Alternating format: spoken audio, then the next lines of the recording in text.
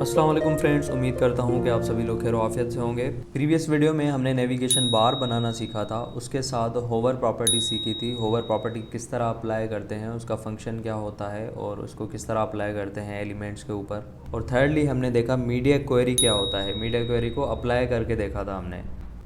Basically media query जो है वो आपकी वेबसाइट को रेस्पॉन्सिव बनाती है। जैसे आप अगर मोबाइल में अपना वेबसाइट ओपन करेंगे तो देखें नेविगेशन बार का लुक जो है वो चेंज हो चुका है। तो मीडिया क्वेरी आपकी वेबसाइट को रेस्पॉन्सिव बनाती है। तो हमने स्क्रीन के हिसाब से मीडिया क्वेरी को यूज़ किया था। स्क्रीन अगर छोटी हो जाएगी तो नेविगेशन बार कुछ इस तरह से दिखेगी हमें।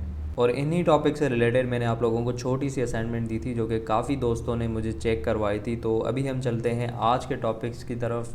लेक्चर नंबर 17 में हम CSS की पोजीशन प्रॉपर्टीज़ देखेंगे। कौन सी प्रॉपर्टीज़ होती हैं? पोजीशन स्टैटिक होता है, position relative, absolute, fixed and sticky. उसके बाद हम CSS डिस्प्ले प्रॉपर्टीज़ देखेंगे।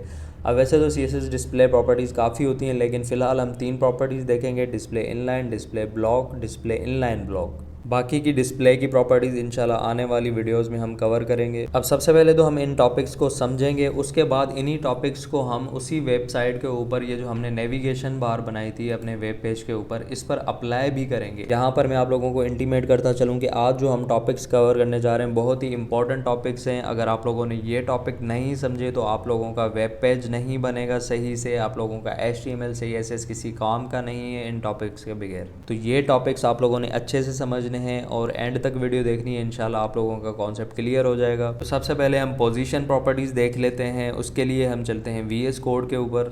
VS कोड में मैंने यहाँ पर एक न्यू फाइल बनाई हुई है लेक्चर 17 के नाम से, जिसके अंदर मैंने थोड़ा बहुत कंटेंट रख दिया है। इसमें मैंने 4 डिव बनाए हैं और उनके ऊपर मैंने CSS भी अप्लाई किया हुआ है। यहाँ पर CSS की फ़ाइल मैंने बना दी है। इसका वेब पेज देख लेते हैं हम। तो इस तरह से कुछ आप लोगों को 4 डिव नज़र आएंगे और उसके नीचे कुछ कंटेंट नज़र आएगा आप लोगों को।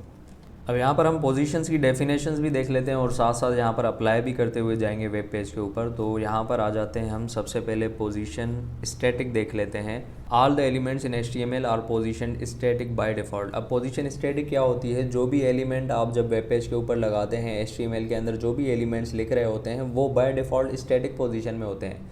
मिसाल के तौर पे आप लोगों ने कोई भी एलिमेंट लगाया, जैसे मैंने यहाँ पर VS कोड में यहाँ पर div 1 लिखा है, या ये सेकंड div का एलिमेंट हो, थर्ड का हो, फोर्थ का हो, या पैराग्राफ का जो एलिमेंट है, या जितने भी एलिमेंट्स आप रखेंगे इनको जब तक आप कोई और पोजीशन नहीं देते तो बाय डिफ़ॉल्ट ये पोजीशन स्टैटिक में होते हैं। और वेब पेज के ऊपर इनकी पोजीशन वही शो होगी जो आपने सीक्वेंस यहाँ पर HTML के अंदर लिखी होगी, div 1, div 2, div 3, div 4, और उसके बाद यहाँ पर पैराग्राफ आ जाएगा। तो ये जो पोजीशन स्टैटिक होती है ये बाय डिफ़ॉल्ट पहले ही एलिमेंट पे अप्लाई हुई होती है। Static position follows the flow और sequence of the elements how they are written in HTML। अब ये जैसे मैंने अभी आप लोगों को बताया, जिस तरह हम HTML में इनको लिखते जाते हैं वही पोजीशन उनकी आप लोगों को वेब पेज के ऊपर नज़र आती है। Values of top, bottom, left और right do not affect the element.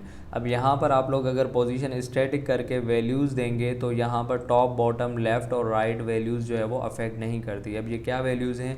जब नेक्स्ट हम पोजीशन की प्रॉपर्टी पढ़ेंगे उसमें ये वैल्यूज़ जब हम देंगे, अप्लाई करेंगे, तब आप लोगों को समझ आएगा कि टॉप, बॉटम, लेफ़्ट और राइट क्या वैल्यूज़ होती हैं, जो दूसरी पोजीशन की वैल्यूज़ में तो आप लोग दे सकते हैं लेकिन स्टैटिक में आप लोग नहीं दे सकते। सेकंड पे आ जाते हैं। सेकंड जो है वो है पोजीशन रिलेटिव। अब पोजीशन रिलेटिव क्या होती है? The element is position according to its original place. जहाँ पर आप लोग एलिमेंट को रखते हैं, जहाँ पर सीक्वेंस के हिसाब से आप लोगों का एलिमेंट आता है, वेब पेज के ऊपर दिखता है, तो उसके हिसाब से अगर आप लोग इसको वैल्यूज़ देंगे पोजीशन रिलेटिव करके, टॉप, लेफ़्ट, राइट या जो भी वैल्यूज़ देंगे, तो वो उस पोजीशन के हिसाब से आगे पीछे मूव होगा। जैसे यहाँ पर लिखा हुआ है, values of top, bottom, left and right are calculated as per its normal location. It moves to the given value and the space left by the element will not be filled by any other content. अब ये हम आगे चल के देखते हैं कि ये स्पेस का क्या सीन होता है। तो सबसे पहले तो हम ये वैल्यूज़ देकर देखते हैं कि ये पोजीशन किस तरह जो है वो अप्लाई होती है। तो उसके लिए हम यहाँ पर आ जाते हैं। अब मिसाल के तौर पे मैं यहाँ पर div 3 को ये पोजीशन देकर देख लेता हूँ। तो VS कोड के ऊपर आ जाते हैं और लेक्चर नंबर 17 CSS की फ़ाइल के अंदर मैंने यहाँ पर div 3 की प्रॉपर्टीज़ लगाई हुई हैं। तो इसके अंदर मैं अगर यहाँ पर पोजीशन की प्रॉपर्टी लगा दूँ, पोजीशन कैसे लगाते हैं? सबसे पहले लिखेंगे पोजीशन कॉलन, उसके बाद लिखेंगे रिलेटिव। तो रिलेटिव पोजीशन हमारी अप्लाई हो जाएगी इस तरह से। अब यहाँ पर रिलेटिव पोजीशन तो अप्लाई हो गई है, लेकिन दिख कुछ भी नहीं रहा आप लोगों को, चेंज कोई भी नज़र नहीं आ रहा। तो यहाँ पर चेंज आप लोगों को तभी नज़र आएगा जब आप लोग यहाँ पर नीचे इसके साथ पोजीशन रिलेटिव करने के बाद कुछ और वैल्यूज़ देंगे। अब कुछ और वैल्यूज़ क्या होती हैं, एक टॉप होती है, लेफ़्ट होता है, बॉटम होता है और राइट होता है। तो नॉर्मली हम पोजीशंस के साथ कोई भी दो वैल्यूज़ दे रहे होते हैं। अब किस तरह देते हैं, फॉर सपोज मैं यहाँ पर टॉप दे देता हूँ, यहाँ पर कर लेता हूँ 100 पिक्सल, और उसके साथ मैं यहाँ पर लेफ़्ट कर लेता हूँ यहाँ पर 100 पिक्सल, और सेव करके चेक कर लेते हैं। तो अब यहाँ पर नोट कीजिएगा हुआ क्या है, यहाँ पर देखिएगा जो यहाँ पर पहले इसकी पोजीशन थी उसके हिसाब से क्या हुआ, जो पहले पोजीशन थी उसके हिसाब से टॉप से 100 पिक्सल आ गया और लेफ़्ट से भी 100 पिक्सल आ गया। तो इसी तरह से अगर लेफ़्ट वाले वैल्यू को मैं बढ़ा दूँ, यहाँ पर 100 के बजाय मैं यहाँ पर 500 कर दूँ इसको और सेव कर लूँ, तो अब देखिएगा लेफ़्ट से ये 500 जो है वो आगे हो चुका है और ऊपर से उतना ही 100 पिक्सल जो है वो नीचे आ गया है। इसी तरह से अगर हम div 2 के ऊपर आ जाएं, यहाँ पर आ जाएं और इसको भी मैं यही वाली पोजीशंस दे दूँ, यहाँ पर इसको भी मैं रिलेटिव कर लेता हूँ और यहाँ पर इसको मैं टॉप के बजाय यहाँ पर कर लेता हूँ बॉटम वैल्यू इसको दे देते हैं 100 पिक्सल, और उसके बाद यहाँ पर लेफ़्ट ही दे देते हैं, यहाँ पर लेफ़्ट पोजीशन इसको हम कर लेते हैं 100 पिक्सल। तो अब देखें अब क्या हुआ, अब ये जो div था ये यहाँ पर था पहले, कोई यहाँ पर इसकी कोई जगह थी, इस जगह पे जहाँ पे मेरा कर्सर मूव कर रहा है। हुआ क्या, अब बॉटम से मैंने क्योंकि 100 दिया है तो ये बॉटम से ऊपर हो जाएगा 100 पिक्सल, बॉटम से इसका डिस्टेंस आ गया 100 पिक्सल और लेफ़्ट से इसका डिस्टेंस आ गया 100 पिक्सल। जबकि इसमें क्या हुआ था, इसमें टॉप से इसका डिस्टेंस आया था 100 पिक्सल। तो अगर मैं यहाँ पर लेफ़्ट के बजाय यहाँ पर अगर राइट लिख लूँ, तो राइट लिख के भी चेक कर लेते हैं, सेव कर लेते हैं। तो अब देखें अब क्या हुआ, अब पहले लेफ़्ट से 100 पिक्सल मूव हुआ था, लेकिन यहाँ पर क्या हुआ, यहाँ पर राइट, क्योंकि पहले यहाँ पर था तो राइट कौन सा हुआ, राइट साइड इसकी ये वाली होगी, तो राइट से ये 100 पिक्सल मूव हुआ है, तो राइट से लेफ़्ट की तरफ ये 100 पिक्सल डिस्टेंस पे चला गया है। लेकिन कहाँ से हुआ है, रिलेटिव पोजीशन जो इसकी पहले पोजीशन थी। अब यहाँ पर मेरी 1 मिनट बात सुन ले आप लोग, अगर आप लोगों को ये रिलेटिव पोजीशन का अभी भी कॉन्सेप्ट क्लियर नहीं हुआ है तो थोड़ा रुकिए और आगे की प्रॉपर्टीज़ भी समझ लें। आगे की प्रॉपर्टीज़ जैसे हम करते हुए जाएंगे तो आप लोगों को सारी प्रॉपर्टीज़ 1 बाय 1 डिफरेंस पता चलता जाएगा और कॉन्सेप्ट भी क्लियर होता जाएगा। तो यहाँ पर मैं रिलेटिव के बाद थर्ड प्रॉपर्टी पर आ जाता हूँ। जो थर्ड प्रॉपर्टी हमारी वो है position fixed. The element is positioned relative to the viewport, so even on scrolling the element's movement will be unaffected। अब viewport क्या होता है, जैसे यहाँ पर वेब पेज के ऊपर आ जाते हैं, ये देखें, ये आप लोगों को जो ऊपर वेब पेज नज़र आ रहा है, ऊपर वाले कॉर्नर से लेके नीचे वाले कॉर्नर तक, ये होता है आपका viewport। जो आप लोगों को नज़र आए, जो नज़र आए उसको हम कहते हैं viewport। अगर मैं नीचे करूँ तो देखें viewport क्या हो रहा है, viewport में कंटेंट हमारा चेंज हो रहा है, तो ये होता है व्यू पोर्ट हमारा। सबसे पहले आप लोगों को व्यू पोर्ट समझना है। व्यू पोर्ट के बाद हम ये डेफिनेशन समझते हैं कि फिक्स्ड पोजीशन होता क्या है। Element will be position related to the view port. तो इस पर अगर मैं लेफ़्ट, टॉप या बॉटम वाली प्रॉपर्टीज़ जब मैं वैल्यूज़ दूंगा तो इसकी जो पोजीशन सेट होगी वो व्यू पोर्ट के हिसाब से सेट होगी।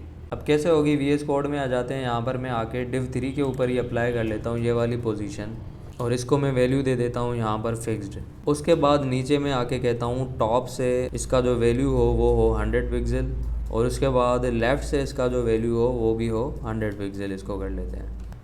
तो अब देखें अब क्या हुआ, अब div 3 जो था, पहले यहाँ पर div 4 की जगह पे div 3 था, लेकिन अब क्या हुआ, अब ये टॉप से 100 पिक्सल हो गया और लेफ़्ट से भी 100 पिक्सल हो गया।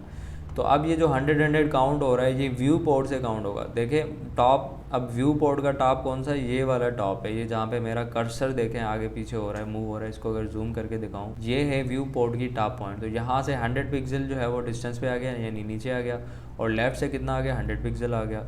तो इसी को अगर मैं टॉप के बजाय, अगर यहाँ पर मैं टॉप के बजाय फॉर सपोज़ यहाँ पर बॉटम कर दूँ और सेव करके चेक करें, तो अब देखें अब क्या होगा, अब ये बॉटम से 100 पिक्सल पर रहेगा, यानी बॉटम से जो इसका डिस्टेंस रहेगा वो 100 पिक्सल रहेगा, और लेफ़्ट से भी 100 पिक्सल रहेगा। इसी तरह से अगर मैं लेफ़्ट के बजाय यहाँ पर राइट लिख दूँ और सेव करके चेक करूँ, तो देखें अब क्या होगा, अब बॉटम से भी 100 पिक्सल होगा और राइट से भी 100 पिक्सल होगा। जबकि रिलेटिव पोजीशन में क्या हो रहा था, अगर आप लोग याद करें, रिलेटिव पोजीशन में ये हो रहा था कि राइट जब ये काउंट कर रहा था तो राइट यहाँ से काउंट कर रहा था जहाँ पर ये एलिमेंट ख़त्म हो रहा था, इसकी जो रिलेटिव, इसकी जो ओरिजिनल पोजीशन थी वहाँ से सिर्फ वो 100 पिक्सल इस साइड मूव कर रहा था।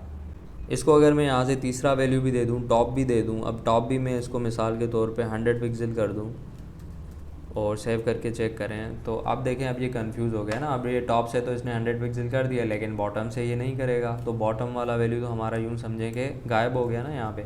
तो इसकी ये जो अप्लाई होती हैं वो हमेशा 2 ही वैल्यूज़ अप्लाई होती हैं एट ए टाइम। देखें टॉप से भी 100 हो गया और राइट से भी 100 हो गया।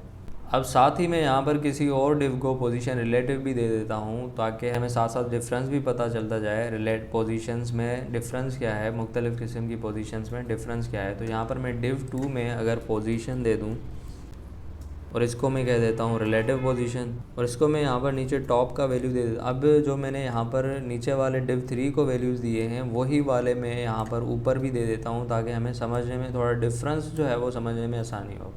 अब देखें राइट पे इसको भी मैंने 100 पिक्सल कर दिया, टॉप से 100 पिक्सल कर दिया, जैसे ये था राइट से 100 पिक्सल था और टॉप से 100 पिक्सल था। इसको यहाँ पर सेमी कॉलन भी दे देता हूँ ताकि आगे कहीं मसला ना हो हमें कोड में। अब ये चेक कर लेते हैं हम, देखें अब ये div 2 जो था हमारा, अब इसको भी हमने राइट से 100 पिक्सल करा हुआ है, इसको भी 100 पिक्सल करा हुआ है, लेकिन div 2 100 पिक्सल कहाँ से मूव हुआ, यहाँ से, जहाँ से मेरा कर्सर आप लोगों को दिख रहा है यहाँ से ये 100 पिक्सल राइट से इस तरफ मूव हो गया।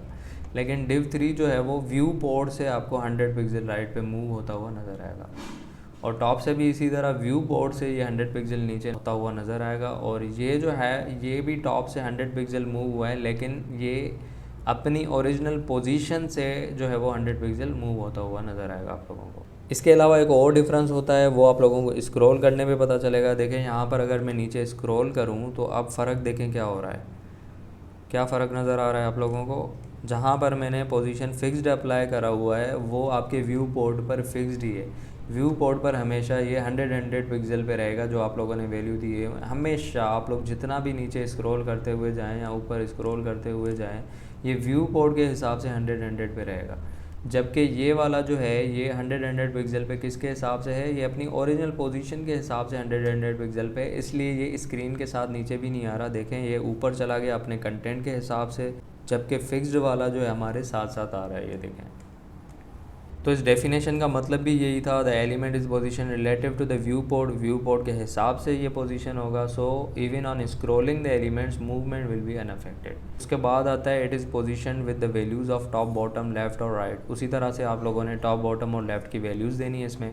उसके बाद आता है this element does not occupy space on the web page. अब देखें स्पेस का भी फ़र्क होता है, जैसे हमने पिछली पोजीशन पढ़ी थी तो उसमें कह रहा था it moves to the given value and the space left by the element will not be filled by any other content. अब अगर इसको आप देखें यहाँ पर जब हमने रिलेटिव पोजीशन दिया है तो इसका जो स्पेस था div 2 का, वो देखें स्पेस वहीं पर है, स्पेस कहीं भी नहीं गया।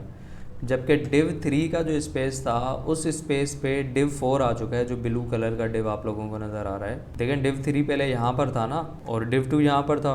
इसकी मैं पोजीशन वैल्यू हटा के दिखा देता हूँ आप लोगों को, रिकॉल करवा देता हूँ आप लोगों को ये किस तरह थे। देखें div 2 यहाँ पर था, div 3 यहाँ पर था, लेकिन div 3 को पोजीशन फिक्स करने से क्या हो रहा है, div 3 तो यहाँ पर आ गया लेकिन div 4 इसकी जगह पे आ गया।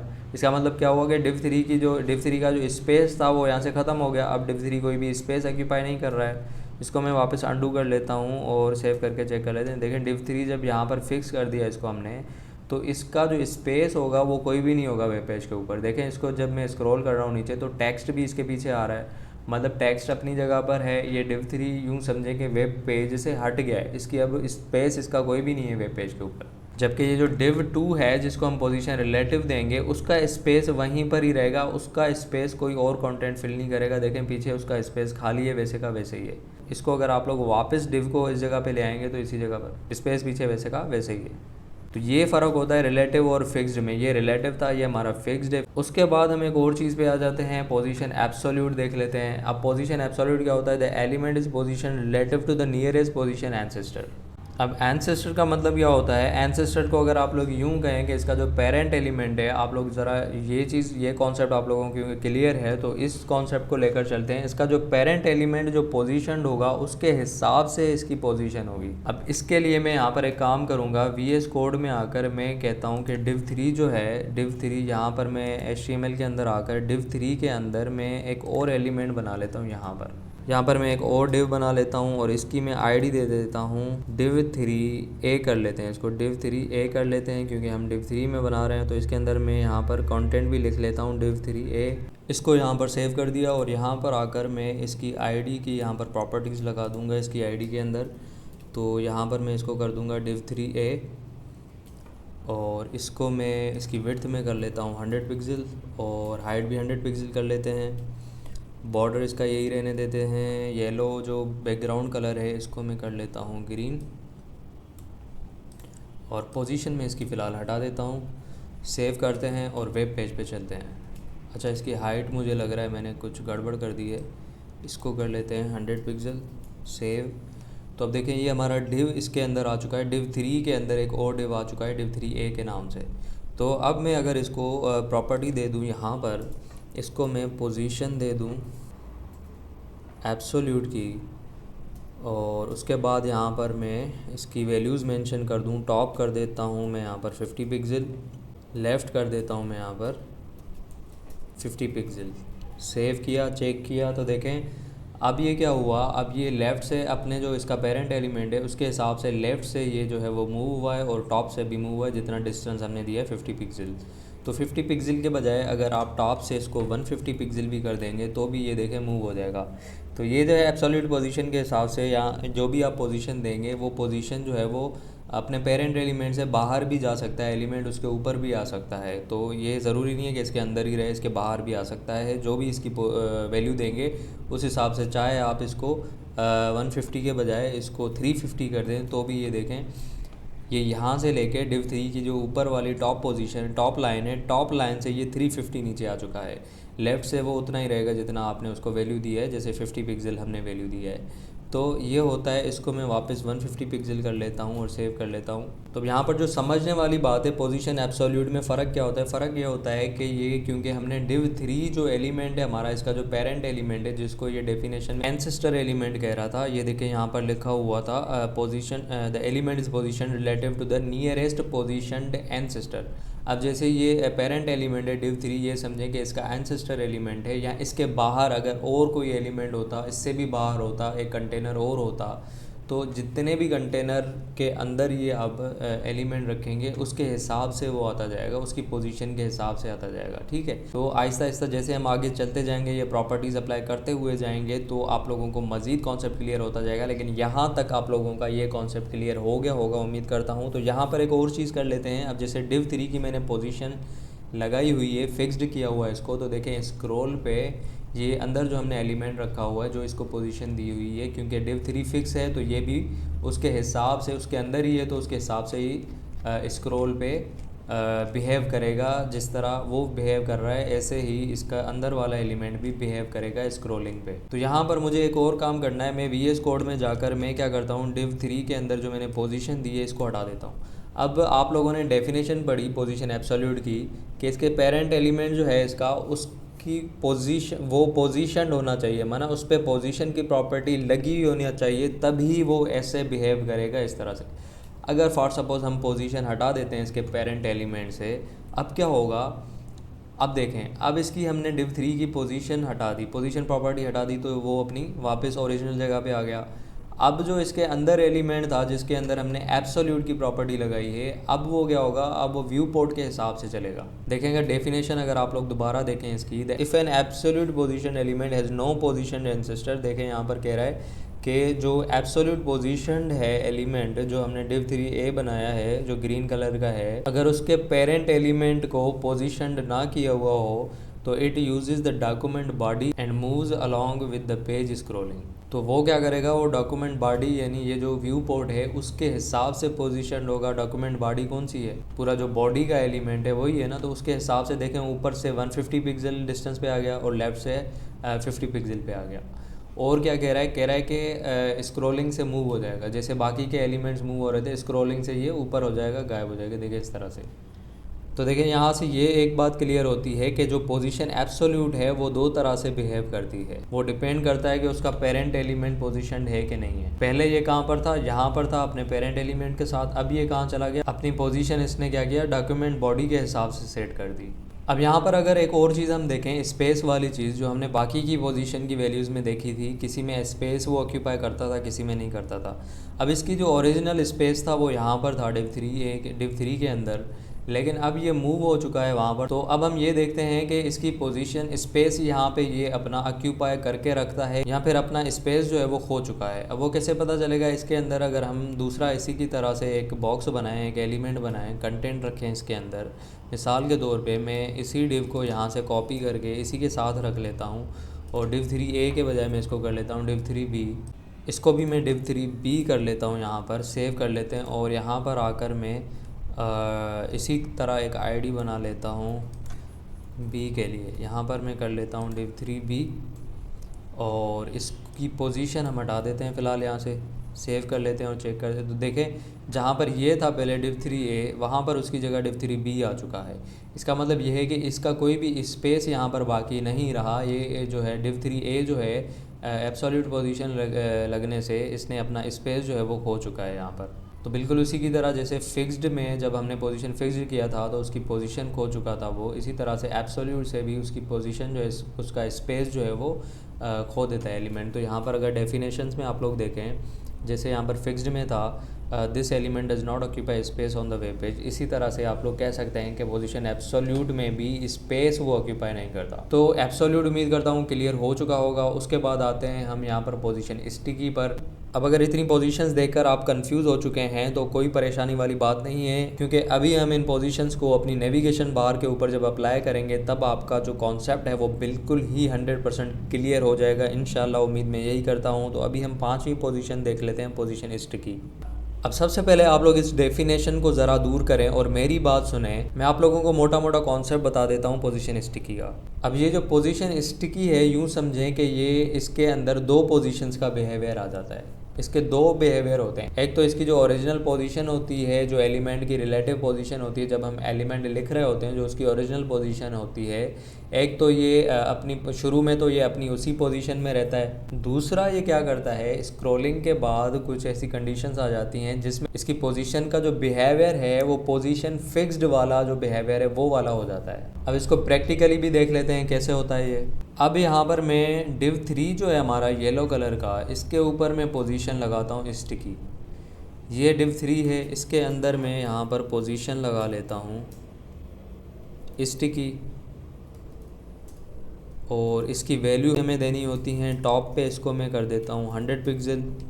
अच्छा, थोड़ी देर पहले मैंने आप लोगों को बताया था कि पोजीशंस के लिए हम जो वैल्यूज़ देते हैं हमेशा 2 ही देते हैं। तो उस स्टेटमेंट को मैं थोड़ा यहाँ पे चेंज कर लेता हूँ। अगर आप लोग 2 नहीं देते, कोई भी एक भी दे सकते हैं वैल्यू। उससे क्या होगा, जो सेकंड जो वैल्यू होता है, जैसे आप लोगों को पता है जब भी हम एलिमेंट लिखते हैं अपने वेब पेज के ऊपर तो हमेशा वो लेफ़्ट से स्टार्ट होता है। तो सेकंड जो है लेफ़्ट वो हमेशा 0 खुद ब खुद आ जाता है उसमें। जैसे मैंने यहाँ पर टॉप 100 पिक्सल किया हुआ है, इसको div 3 को मैंने टॉप वैल्यू दिया हुआ है 100 पिक्सल, तो ये लेफ़्ट ऑटोमेटिकली उसको आ जाएगा 0 पिक्सल, यानी ये लेफ़्ट पे ही रहेगा और टॉप से 100 पिक्सल पे रहेगा।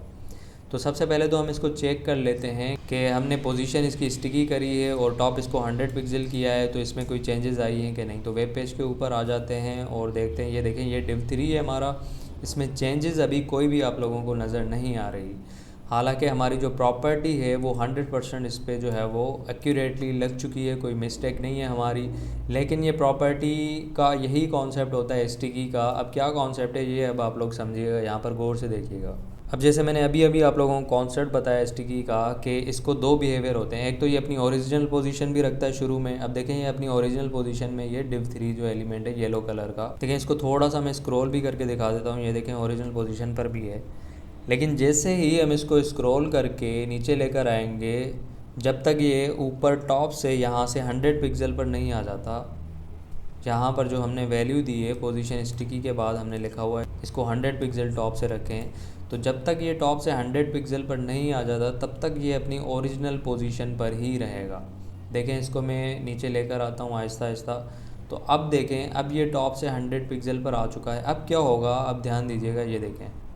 अब जैसे ही ये टॉप से 100 पिक्सल पर आया तो अब इसकी पोजीशन फिक्स्ड वाली हो चुकी है। मतलब 2 पोजीशंस में इसने टॉगल किया है। सबसे पहले क्या था, अपनी ओरिजिनल पोजीशन पर था। जैसे ही ऊपर से 100 पिक्सल पर आ गया तो उसने क्या किया, उसने पोजीशन अपनी यूँ समझें, एक कॉन्सेप्ट के तौर पे यूँ समझ लें कि फ़िक्स्ड वाली पोजीशन इसने अख्तियार कर ली। एग्जैक्टली फिक्स वाली नहीं की है इसने, क्योंकि इसने स्पेस अपना नहीं छोड़ा। इसके स्पेस में कोई भी नीचे वाला या कोई और कंटेंट नहीं आ रहा। तो फिक्स्ड में क्या हो रहा था, फिक्स्ड में ये स्पेस अपना छोड़ रहा था। लेकिन यहाँ पर ये स्पेस छोड़ तो रहा है थोड़ी देर के लिए, लेकिन पीछे स्पेस अपना इसने यूँ समझे सेव करके रखा हुआ है। तो बाकी भी हम इसको देख लेते हैं। It is related to scrolling position. With this position element toggles between two types of position, that is relative and fixed. जो अभी मैंने आप लोगों को समझाया, दो पोजीशंस के दरमियान ये टॉगल करता है। पहले अपनी रिलेटिव पोजीशन में रहता है, उसके बाद ये अपना बिहेवियर जो है वो फिक्स्ड वाला दिखा देता है। उसके बाद ये कह रहा है कि element will be in relative position until it achieves given position values while scrolling.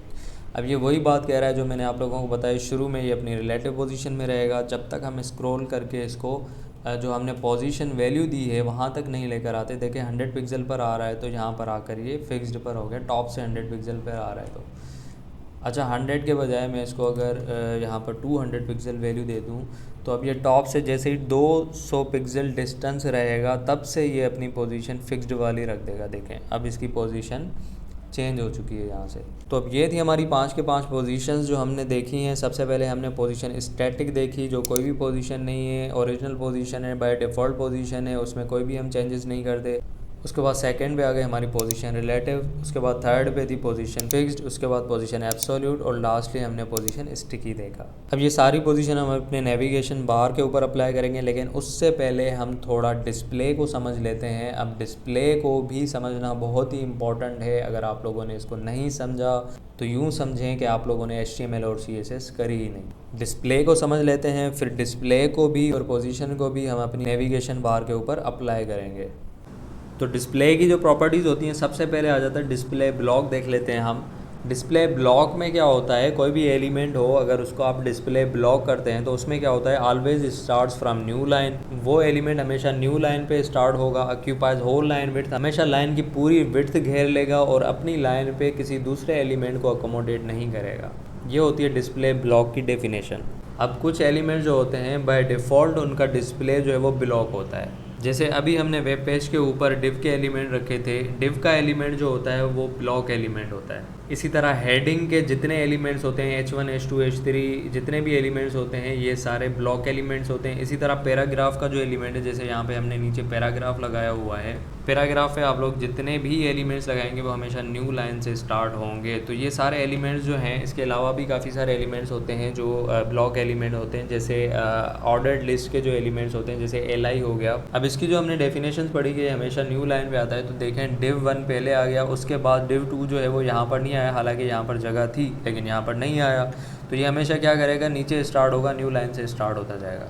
उसकी दूसरी डेफिनेशन ये थी कि ये पूरी विड्थ घेर लेता है वेब पेज की। अब फिलहाल तो आप लोगों को यहाँ तक डिव नज़र आ रहा है, क्यों? क्योंकि हमने इसकी विड्थ असाइन करी हुई है। इसको हम चेक कैसे करते हैं, इंस्पेक्ट में जाके करते हैं। ये चीज़ें हम इंस्पेक्ट में देखते हैं। सिलेक्टर उठा लिया यहाँ से और इस एलिमेंट के ऊपर लेकर आऊँगा तो देखें कहाँ तक हाईलाइट हो रहा है, जहाँ तक इसकी विड्थ हमने मेंशन करी हुई है, इसकी विड्थ दी हुई है। अगर मैं यहाँ पे VS कोड के अंदर आकर इसकी मैं विड्थ रिमूव कर दूँ, यहाँ से div 1 के एलिमेंट की मैं ये विड्थ हटा देता हूँ, सिर्फ हाइट इसकी मेंशन रखते हैं, विड्थ हटा देते हैं, तो देखें अब देखें ये इसने जब मैंने विड्थ इसकी हटा दी तो इसने खुद से ही पूरी विड्थ घेर ली वेब पेज की। देखें इसका सिलेक्टर में हटा देता हूँ, देखें यहाँ से लेके यहाँ तक पूरा डिव बना गया। इसी तरह से अगर आप लोग इनकी भी विड्थ हटा देंगे तो ये पूरी विड्थ घेर लेंगे। तो ये जो डिव होता है ये बाय डिफ़ॉल्ट इसका डिस्प्ले जो है वो ब्लॉक होता है। अगर आप लोग इसकी CSS प्रॉपर्टी देखें तो देखें मैंने अभी इसको सिलेक्ट किया तो इसकी CSS प्रॉपर्टीज़ यहाँ पर आ जाएंगी।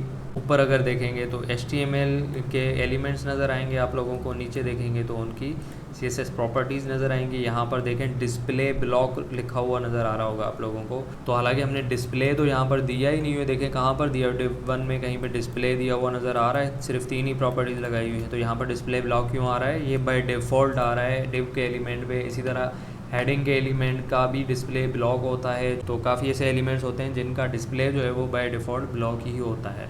तो ये था हमारा डिस्प्ले ब्लॉक। उसके बाद आ जाता है डिस्प्ले इनलाइन। इसमें ये कह रहा है कि can start on same line of an inline element. ये कह रहा है कि इनलाइन के एलिमेंट जो भी हैं वो एक ही लाइन पे आ सकते हैं। Can accommodate other inline element on same line. वही बात कि अगर एक एलिमेंट आपने लगा दिया इनलाइन एलिमेंट तो दूसरा एलिमेंट भी उसी लाइन में अकोमोडेट हो सकता है।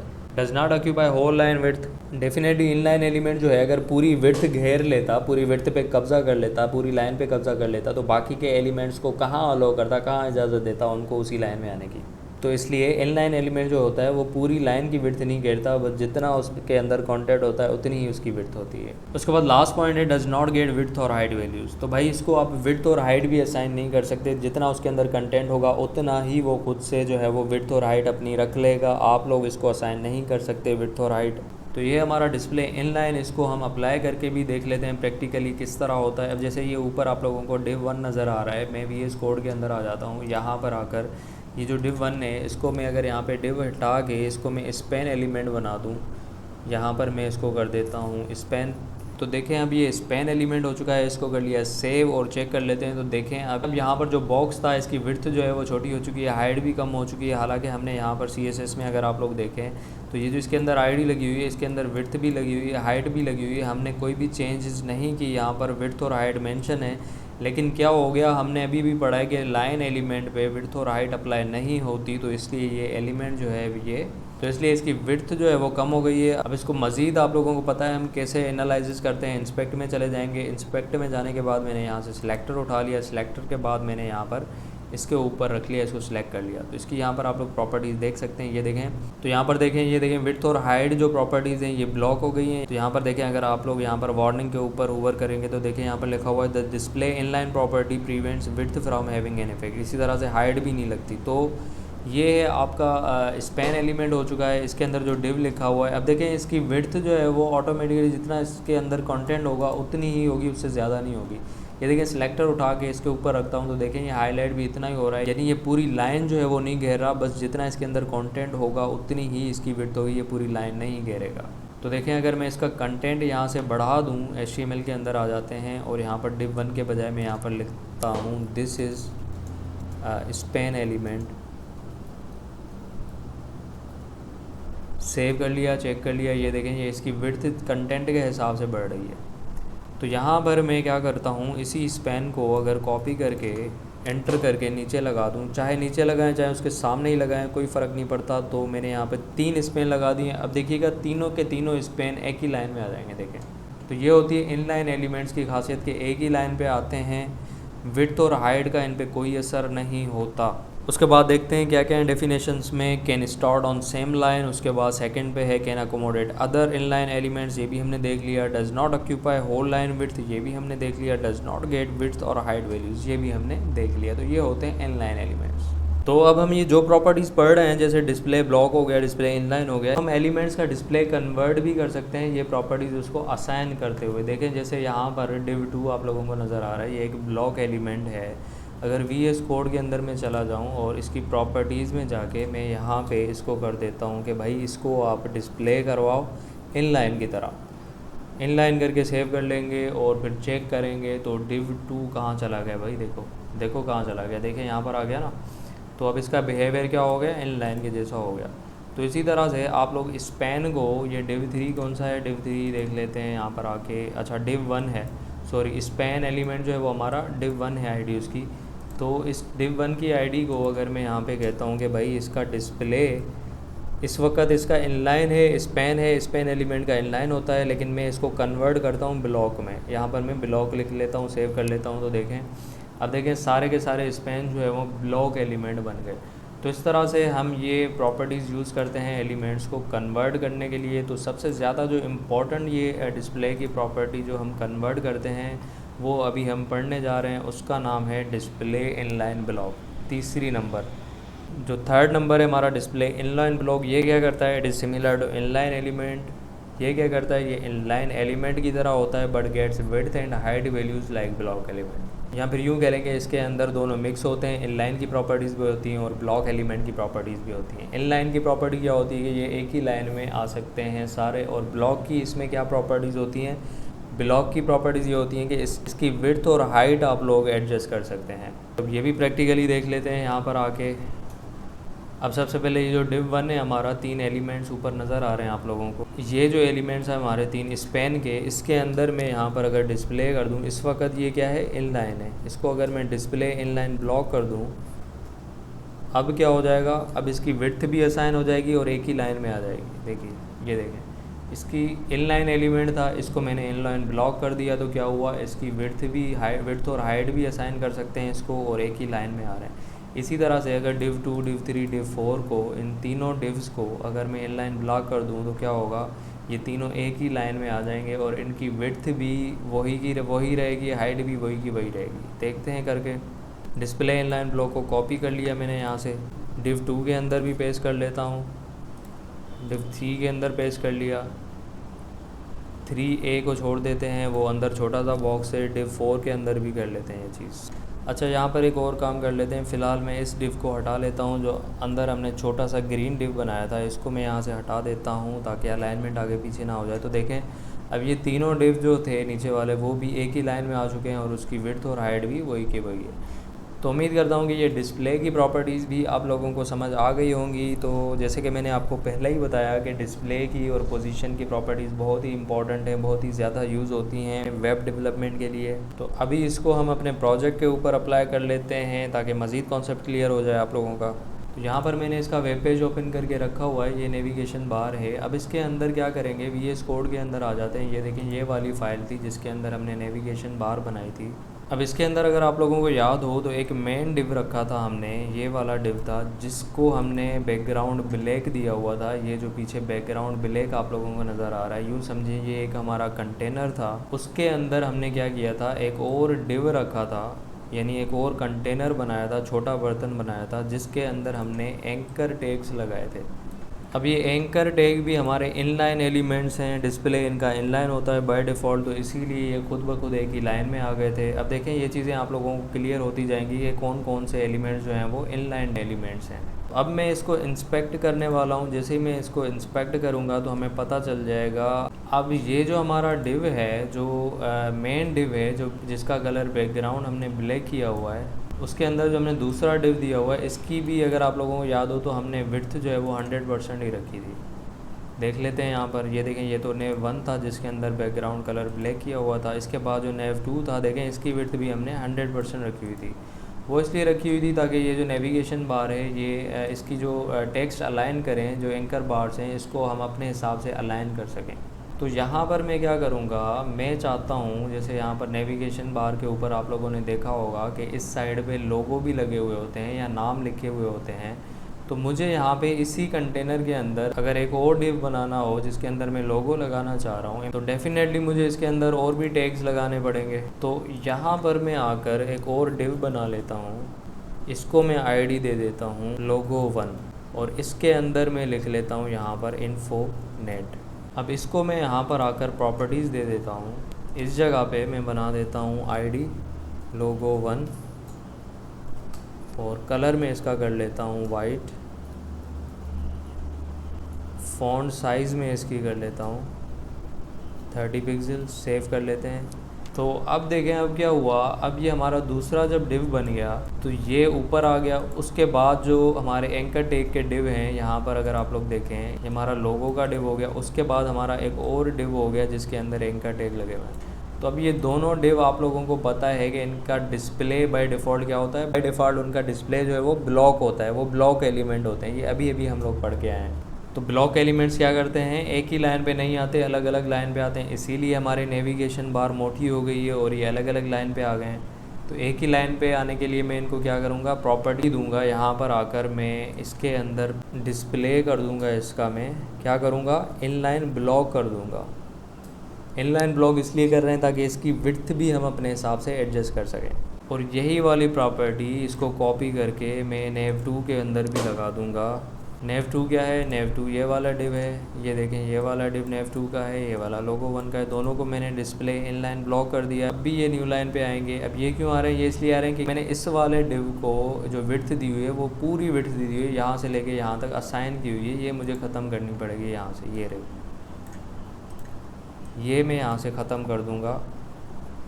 तो अब मैंने इसको रेस्ट्रिक्ट नहीं किया कि इसको 100% विड्थ रखनी है, विड्थ मैंने इसकी ऑटोमेटिक कर दी है। तो अब देखिएगा, अब देखें ये दोनों एक ही लाइन पे आ चुके हैं। अब यहाँ पर जो सिनेरियो बन गया है उसको समझें। सबसे पहले एक हमारा कंटेनर है जिसका बैकग्राउंड हमने ब्लैक किया हुआ है, बाहर वाला सबसे बड़ा कंटेनर है जिसकी पूरी विड्थ है यहाँ से लेके यहाँ तक। उसके अंदर दो हमारे और कंटेनर आ चुके हैं। एक कंटेनर तो ये है जिसके अंदर इन्फोनेट लिखा हुआ है और दूसरा कंटेनर है जिसके अंदर ये सारे एंकर टैग लगे हुए हैं।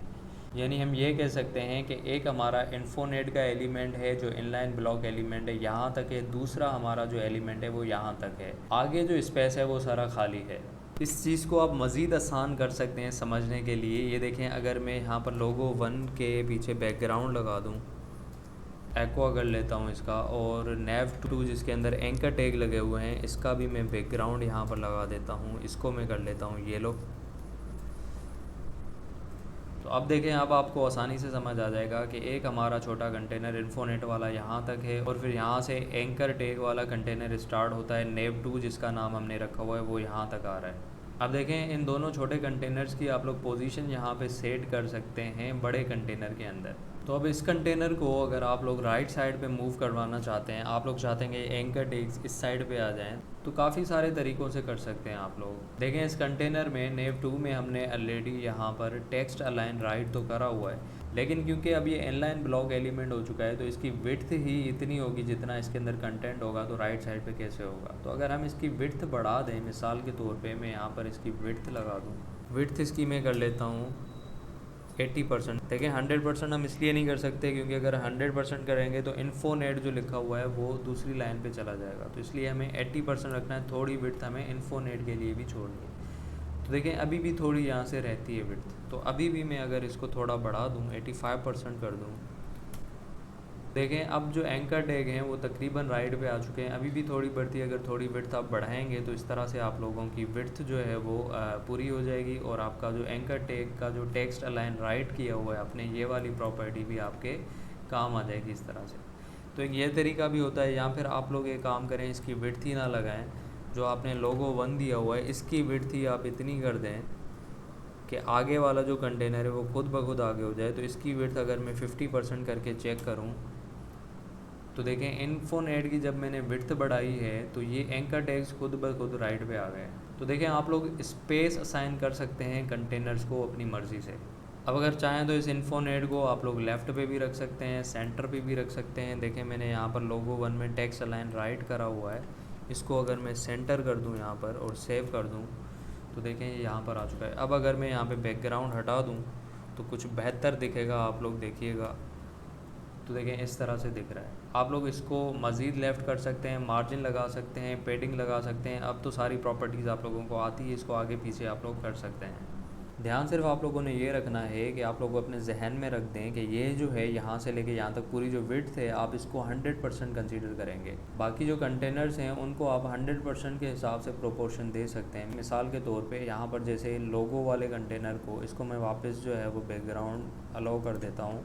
मिसाल के तौर पे ये जो लोगो वाला कंटेनर है इसकी अगर आप लोग 30% कर दें और इसकी विड्थ अगर आप लोग कर दें यहाँ पर 70%। अब क्या होगा, अब देखें ये 30% हो गई, ये 70% हो गया, इसका मतलब है पूरी 100% कंप्लीट हो गई अगर दोनों ऐड करें। लेकिन यहाँ पर क्या होगा, ये विड्थ थोड़ी सी बढ़ जाएगी जिसकी वजह से ये वाला कंटेनर नीचे न्यू लाइन पे आ जाएगा। अगर इसका मैं 1% भी कम कर दूँ, यहाँ से 70 के बजाय 69% कर दूँ, तो देखें अब ये ऊपर आ गया। अब ये 1% का क्या मसला हो रहा है, क्यों हो रहा है, ये थोड़ा बहुत इसलिए होता है। अगर आप 100% कंप्लीट कर देंगे, 70% ही रखेंगे इसको, तो होता ये है कि कहीं से लाइंस आ जाती हैं, कुछ बॉर्डर आ जाते हैं, थोड़ा बहुत मार्जिन वगैरह आ जाता है, जिसकी वजह से ये जो है न्यू लाइन पे चली जाती है। तो इसलिए हमें क्या करना होता है, 100% पूरा करने से हमेशा 1%, 2% या कभी कभी 5% भी कम रखना पड़ता है ताकि वो एक ही लाइन के अंदर एडजस्ट हो सकें। तो देखें, अब एक लाइन पर आ चुके हैं। अब अगर आप लोग ये रिमूव कर दें इसका बैकग्राउंड तो आप लोगों को कुछ बेहतर नज़र आएगा। तो अब मुझे बताएं, अब आप लोगों को डिस्प्ले का जो कॉन्सेप्ट था, display inline, display block, display inline block, ये चीज़ें अब आप लोगों को क्लियर हो गई होंगी और इंशाल्लाह आहिस्ता आहिस्ता मज़ीद होती जाएंगी। यहाँ पर देखें, हमने डिस्प्ले इन ब्लॉक यूज़ भी कर लिया और आप लोगों को पता भी नहीं चला। इससे क्या हुआ, हमारे दोनों कंटेनर एक ही लाइन में आ गए और उनकी विड्थ भी हम अपने हिसाब से एडजस्ट कर रहे हैं। तो जब डिस्प्ले इनलाइन ब्लॉक ही समझ आ गया तो अब इनलाइन और ब्लॉक जो है वो अलग अलग तो कोई बात ही नहीं है, वो तो आप लोगों के बाएं हाथ का खेल है, वो तो आप यूँ ही समझ जाएंगे। अब हमने जो पोजीशन की प्रॉपर्टीज़ पढ़ी थी वो यहाँ पर अप्लाई करेंगे कुछ मज़ीद अपनी नेविगेशन बार को अच्छा बनाने के लिए।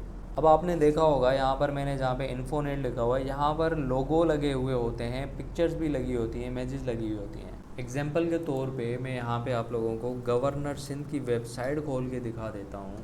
ये देखें, ये बिल्कुल हमारी तरह एक नेविगेशन बार बनाई हुई है इन्होंने। यहाँ पर कुछ टेक्स्ट भी लिखा हुआ है और यहाँ पर लोगो भी लगाया हुआ है। अब इस तरह से लोगो हम कैसे लगा सकते हैं, यहाँ पर आ जाते हैं अपने वेब पेज के ऊपर। अब मैं क्या करता हूँ, जैसे यहाँ पे हमारे 2 कंटेनर थे, यहाँ पर मैं तीसरा भी ऐड कर देता हूँ। इसको मैं यहाँ से कर लेता हूँ कॉपी और इन्फोनेट से पहले यानी ऊपर एक और कंटेनर बना लेता हूँ जिसमें मैं यहाँ पर कर लेता हूँ लोगो। इसको 1 ही रख लेते हैं, इन्फोनेट वाले को 2 कर लेते हैं। इसमें 1 वाले में मैं इमेज लगा दूँगा। तो यहाँ से भी सेट कर लेते हैं, जो लोगो 1 था इसको हम 2 कर लेते हैं। अब लोगो 1 हम नया बनाने जा रहे हैं, इसके अंदर मैं इमेज का टैग लगाऊंगा।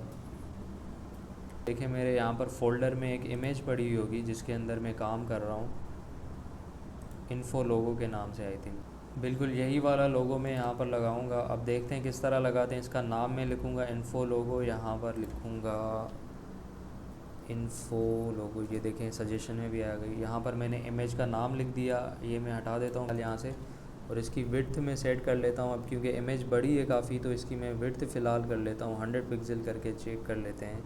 अब यहाँ पर आप लोगों को याद होगा कि ये जो 2 कंटेनर्स हैं हमारे इन्फोनेट और एंकर टैग वाले, इनके हमने विड्थ का प्रोपोर्शन जो है वो पूरा रखा हुआ है। तो इसके लिए अब इनकी विड्थ का प्रोपोर्शन कम करेंगे ताकि ये भी यहाँ पर नीचे एडजस्ट हो सके एक ही लाइन के ऊपर। तो ये करने के लिए हम क्या करेंगे, सबसे पहले तो ये जो हमने लोगो 1 की आईडी बनाई है ये यहाँ पर लगा देंगे लोगो 1। और इसके अंदर हम सबसे पहले तो इसको डिस्प्ले की प्रॉपर्टी दे देंगे। कौन सी देंगे, इनलाइन ब्लॉक दे देंगे ताकि तीनों कंटेनर हमारे एक ही लाइन पे आ जाएं। उसके बाद हम क्या करेंगे, इनकी विड्थ देंगे, ऐसी प्रोपोर्शन देंगे ताकि तीनों जो है वो एक ही लाइन में हो जाएं। जब तीनों की विड्थ ऐड करें तो 100% हो जाए। तो इसकी लोगो 1 की अगर मैं यहाँ पर 20% विड्थ रख लूँ और इसकी भी 20% रख लूँ लोगो 2 की, और इसकी हम कर लेंगे 20 और 20 हो गए 40, बाकी बचा 60। तो यहाँ पर 60 रखने के बजाय एक कम रखेंगे ताकि एक ही लाइन में। तो देखें इस तरह से एक ही लाइन में आ चुके हैं।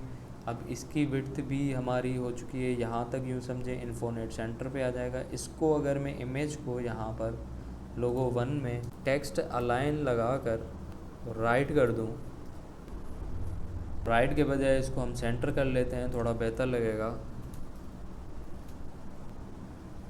अब इन्फोनेट क्योंकि यहाँ पे आ चुका है तो इसका मैं कंटेंट यहाँ से चेंज कर लेता हूँ। इन्फोनेट के बजाय मैं यहाँ पर लिख लेता हूँ लर्निंग इज़, कुछ भी लिख सकते हैं आप, मैं यहाँ पे लिख लेता हूँ लर्निंग इज़ लिविंग। यहाँ पर मैं फ़ॉन्ट फैमिली इसकी चेंज कर लेता हूँ, कर्सिव कर लेता हूँ मैं इसकी। इसी तरह इसका फ़ॉन्ट वेट भी आप लोग सेट कर सकते हैं। मैं इसको कर लेता हूँ बोल्डर।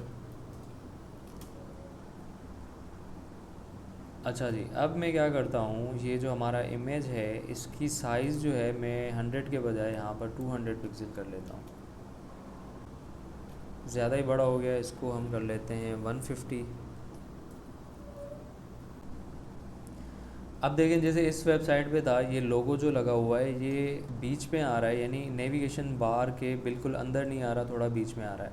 तो अब मैं यहाँ पर अगर पोजीशन की प्रॉपर्टी अप्लाई करूँ इस इमेज के ऊपर, यहाँ पर लोगो 1 के अंदर आके मैं यहाँ पर लिख लेता हूँ पोजीशन रिलेटिव। मैं चाहता हूँ थोड़ा सा नीचे हो जाए, तो नीचे करने के लिए मैं टॉप से डिस्टेंस दूंगा। कितना डिस्टेंस दूँ, 50 पिक्सल करके चेक कर लेते हैं। तकरीबन उसी तरह आ चुका है। अब ज़रा नेविगेशन बार को ध्यान से देखें तो इसकी हाइट इंक्रीज़ हो गई। अब ये ऊपर से स्पेस इतना क्यों बढ़ गया नेविगेशन बार में, वो इस वजह से कि आप लोगों को पता है कि पोजीशन रिलेटिव में क्या होता है, ये अपना स्पेस छोड़ देता है ऊपर।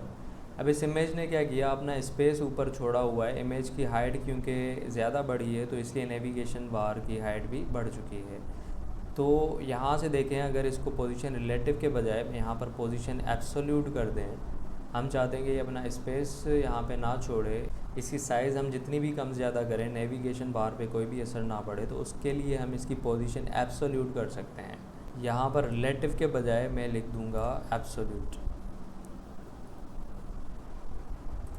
सेव करते हैं और चेक करते हैं। देखें अब इसने जगह अपनी छोड़ दी है, स्पेस अपना छोड़ दिया है। तो इस वजह से इनकी जो बाकी ये जो 2 कंटेनर हैं इनकी भी विड्थ जो है वो अब उस हिसाब से एडजस्ट हो गई है। तो मैं क्या करूँगा, अब इनकी विड्थ भी इंक्रीज़ कर दूँगा ताकि प्रोपोर्शन हमारा 100% पूरा हो जाए। तो इसको मैं, अब ये 20% इसकी विड्थ थी, अब ये 20% अगर मैं इसमें ऐड कर दूँ, इसको 40% कर दूँ, तो अब ये हमारा प्रोपोर्शन देखें ये एडजस्ट हो जाएगा। अब मैं क्या करूँगा, इस टेक्स्ट को टेक्स्ट अलाइन कर दूँगा। इस वक्त ये टेक्स्ट अलाइन सेंटर है, इसको मैं अगर राइट कर दूँ और सेव कर दूँ, देखें आप इस तरह से टेक्स्ट अलाइन से भी कर सकते हैं, मार्जिन पेडिंग वगैरह जो आपको सूटेबल लगे आप अपनी नेविगेशन बार के हिसाब से कर सकते हैं। अब इसको मैं थोड़ा सा ऊपर कर देता हूँ, टॉप से मैंने कुछ ज़्यादा दे दिया है। यहाँ पर लोगो 1 में टॉप से जो डिस्टेंस दिया है इसको मैं 30 पिक्सल कर लेता हूँ।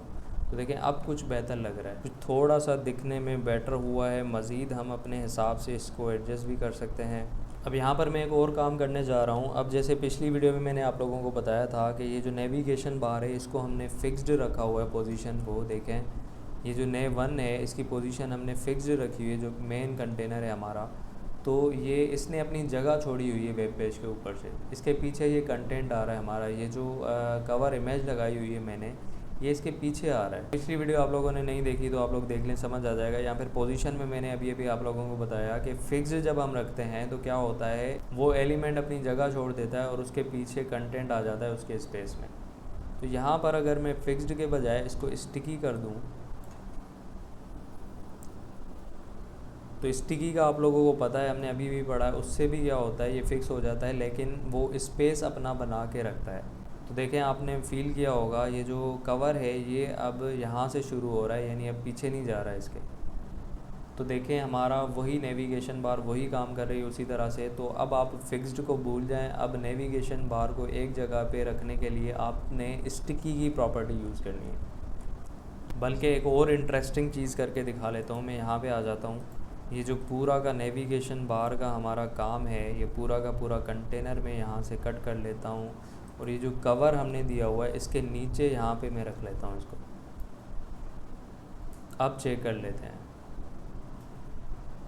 अब देखें अब क्या होगा। अब आपने ऐसी भी वेबसाइट्स देखी होंगी जिसमें यहाँ पर नेविगेशन बार आप लोगों को शो हो रही होती है। अब ज़रा इसको स्क्रॉल करके हम मज़ा देखते हैं। ये देखें पोजीशन स्टिकी का असल मज़ा तो अब आ रहा है आप लोगों को, ये देखें। बिल्कुल अगर आप लोगों का एक्सपीरियंस हुआ हो, इस तरह की वेबसाइट्स आप लोगों ने देखी होंगी, यहाँ पर नेविगेशन बार होती है, जैसे ही हम लोग नीचे करते हैं तो नेविगेशन बार गायब नहीं होती बल्कि ऊपर ही फिक्स हो जाती है।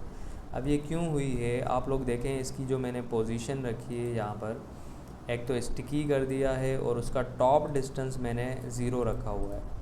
इसका मतलब ये कि टॉप पे स्टिक हो जाएगी, जैसे स्क्रॉल करेंगे तो ये देखें। अब साथ साथ हमने जो पोजीशन की प्रॉपर्टीज़ पढ़ी हैं आप लोगों का वो भी कॉन्सेप्ट यहाँ पर क्लियर हो गया होगा।